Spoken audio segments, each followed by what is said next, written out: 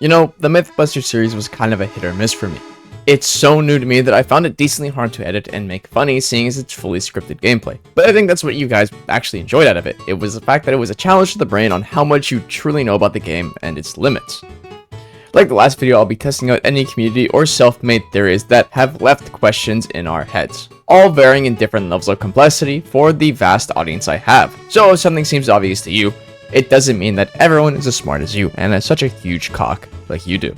So if you're new or returning, hit that sub button. It really helps me out in the long run. And before we get into the video, I have to say thank you so much for 30,000 subs. Insane milestone I thought I'd never reach. I remember hitting 5k and I was like, alright, guess that's it. That's as far as I'm getting, but damn, I'm glad I'm wrong. To fully celebrate 30k, I will be doing something new, like always. A vlog of For Honor, but in real life. Now, I'm not going to go into detail, because then why would you watch the video? But it's going to be new to me, and I think you guys would enjoy it. So as always, I hope you guys enjoy the video. To start off with more testing from the last video was, could you one-shot a teammate with Sohei? Now this has to be the most commented thing on the last video. Now if you haven't watched it, I highly recommend it, but for short, there's a bug that me and my friend uncovered that allows you to fully lock onto your teammates. If you want the detailed rundown, go watch that video, but it takes some time to explain. Since you cannot guard break your own teammates, you will need to get the souls off of either enemy targets or your fourth feet. Wait for... Denki! Hey. Ready? Go! Glory away! Fuck. I guess I do zone light and then just bash. And no, take your time. Can you kill yourself a little faster? I'm low enough health. Let's go! Okay, so 24. Yeah. Yeah. Alright, now you could probably. Yeah. Oh, it does the animation. It even did it. It did the camera work too. Oh it actually my God. did the correct. While this is fully possible to access this one-shot move to your teammate, it is very hard. You need to input over the zone to initiate the bug, and then follow up with a forward dodge bash. That can be tricky at times. The game is trying to fight you on this one, but it is possible to hit him with this move. Sadly, the damage debuff on friendly fire does not allow you to be anywhere near the one-shot damage, let alone critical hit damage numbers. If you sit there and treat your teammate like your wife, you know, beating the fuck out of it, you can eventually push their health low enough to put them in the one-shot animation. This one is going to be a weird one out the gate. Platoon's stance is not only able to deflect attacks that hit her guard and stance, but is capable of deflecting external attacks at the same time. But what if I told you that there were some moves in the game that physically spaced yourself far enough to the point where she couldn't reach you? That is what we are going to be testing this one. Running attacks are a very niche move type in the game, seeing very little to no use at all in duels, especially because it's seen as toxic to do so. The question is Hatun able to deflect running attacks while in stance? Okay, no. Warden is no. Okay, so BP is BP's like, oh yeah. That is so funny to me. What about the kick now? Let's see if the kick actually works. Go. Oh yeah. Do the other one again? You definitely slide. That's so fucking. Okay, so the terrain just doesn't matter. Definitely a kick. Can you even do that? Can you cancel this? No. No, the kick misses as well. I think it was kind of obvious that she could in turn deflect majority of the running attacks, but I bet you didn't think that she couldn't deflect one of them. That is the main point. To show off that, well, yes, she can deflect the majority of them, there is still one in the game at least that she cannot deflect.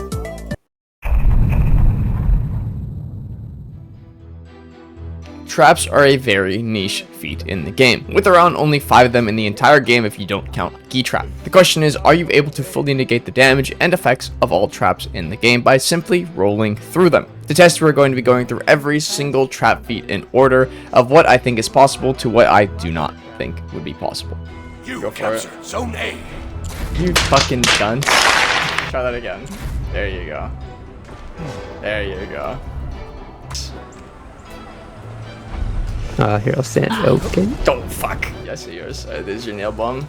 I'm gonna start throwing hands at you, actually. My goodness. 30 35 seconds, yeah. How would you even... Okay, I think you got it immediately. Like, that wasn't even, like, before you even walked in at you. You guys should get it. It's basically on the step. No, I think I avoided the initial blast, but my goodness, woman, get away from me. To the unavoidable traps with fire in them, my quick thought is that because the fire applies to the ground instead of just being an explosion or an effect that hits the player, since it's an elemental damage that stays on the ground for lingering amounts of time, it will proc on the player no matter what. Thermal feats are overall hated by, like, the entire community. Something about 50 damage back shots from a bow you couldn't even see coming out just doesn't resent with anyone in the community. But what if we took it a step further and analyzed that these feats were not only questioned your grip of reality, but also threw you off ledges? That looked like you were about to fall, but then you didn't. Oh my good lord above! Are you alright?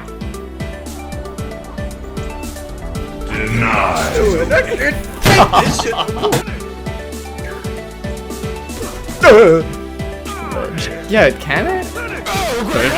You look aside. I hope good shot. Oh, shot again. Now I ledge myself. Yeah. Wait a minute. Oh shit, I did not good. Not good either. My heavens. Did you not? Oh, you just died of the... You got ledged. I should have It ledged you though? It did kill me. That, honestly, I'm surprised. I thought it was... As you can see, yes, there are multiple feats that can ledge, being bombs and anything with medium to heavy hit stun. Now, smaller things like crossbows and gunshots from pirate and kunai are not strong enough, seeing as they're only light hit stun, so they cannot ledge. Shooting stars is the buggiest thing in the entire game at the moment. So buggy, in fact, that it is banned in competitive play. A throwable feat incapable of locking on or free aiming, but is simply used with the click of a button. This feat has 5 projectiles at 20 damage per projectile. The bug in question is that the projectiles are supposed to spread around enough to hit a single target per person. With multiple projectiles being due to its code, that's not the case sometimes. In theory, the question is it capable of killing a single person in one use? To anyone that has a math degree of the 3rd grade level, you can understand that the damage numbers are not enough to kill someone on their own. So what if we were to apply a damage buff or a defense debuff? Would it be possible, by any means necessary, to Dark Souls 1 one-shot a player with everything combined? I'm gonna let the footage roll in the background, but my god, this shit is like impossible to recreate live. I tried this for over an hour and over and over and over again.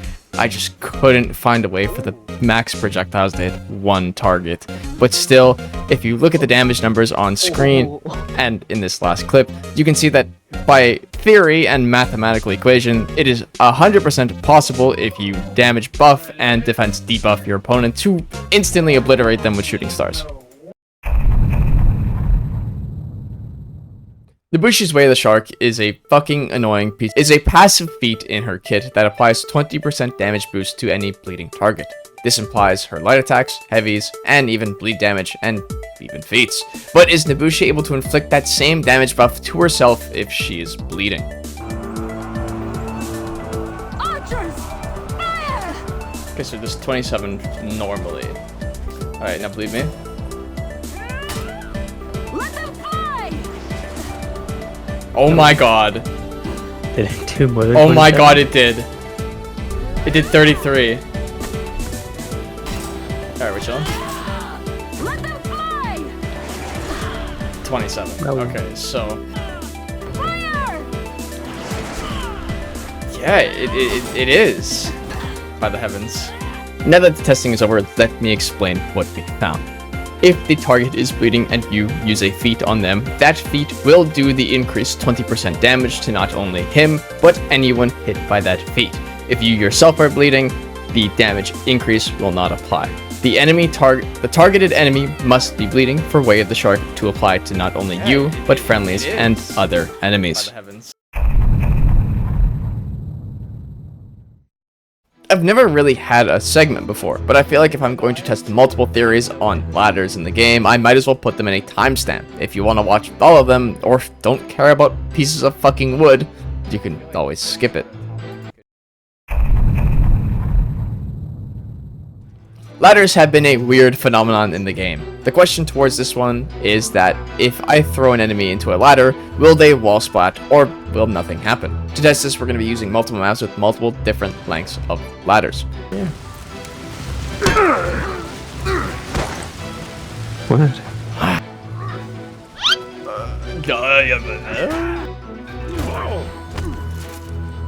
Darn it. Oh.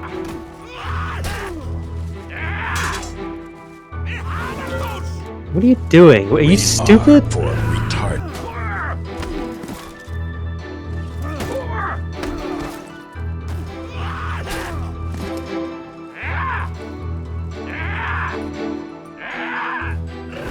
This one's honestly really weird to explain, but you're gonna have to hear me out. So, how ladders will work in majority of cases is that the bottom of all ladders will actually have no collision even if there is a wall right behind it. But that cannot be said the same about the top of the ladder. Why this is the case, I genuinely have no fucking clue. But I hope this can help in any way. Ladder stalling is a frustrating mechanic in the game I think a majority of people just dislike heavily. It's mainly used by people who physically cannot win fights and must look for cheap ways to kill someone, with just wasting their time. But what if there was a way to instantly kill someone that was stalling on a ladder? Now, there's not many maps that have ladders and ledges close enough to seem possible, except for like 2 that I can think of, and that's High Fort and Citadel Gate. I don't want to get killed. I'm a loser that doesn't know how to fight properly. Oh, you fucking hell! Alright. No, you actually can't. Wow. So it does save you. That's so weird. Yeah. Could you believe it? I couldn't. To my joyous surprise, yes, this does work, and it is properly and easily done consistently.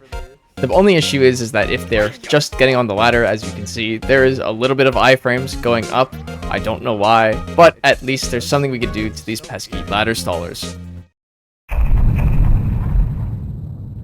Now, it's decent common knowledge that you can hit people off ladders with feats, but could you potentially hit someone with a heavy or light attack who is stalling on a ladder? And if so, what would happen to the person you hit? I think I found a way to do it. Come back up the ladder? I feel like I found a way to do it properly. Hello, I'm right here. I'm a loser ladder staller. I'm here to stall my ladder.